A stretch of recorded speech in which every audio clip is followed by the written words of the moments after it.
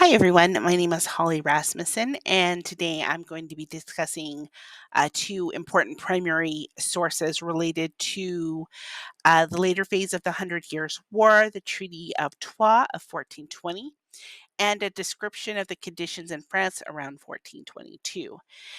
The Treaty of Troyes was created at the end of the Hundred Years' War as a way to try and stop this war because of French political instability.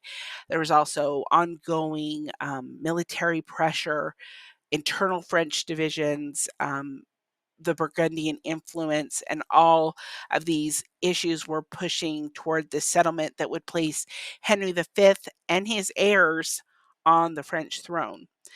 According to the treaty, after the death of Charles VI, the prince of France would not inherit, but instead the son in law, Henry V of England, who was also engaged to Charles's daughter through this treaty.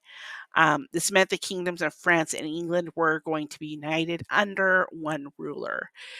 So, what historical information can we glean from this source? The English kings continue to assert their claim to the French crown for hundreds of years afterwards, based on this treaty. And the claim became a central part of English royal titles and was also used as justification for continuing the Hundred Years' War in 1422 after Charles's passing, and the Dauphin does go ahead and inherit the throne.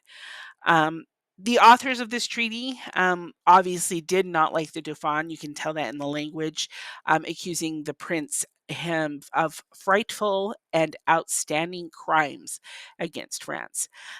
This also shows further proof of those internal divisions that were happening in France because of this long ongoing war.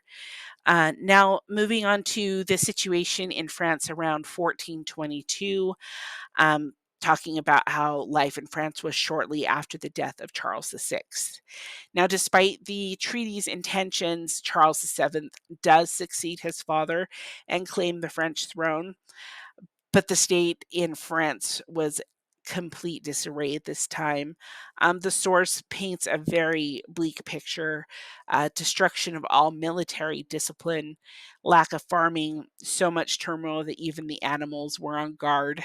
The treaty was only a formal political agreement, and you could tell by 1422 it didn't hold any real weight or deal with what was actually happening in France after decades of war.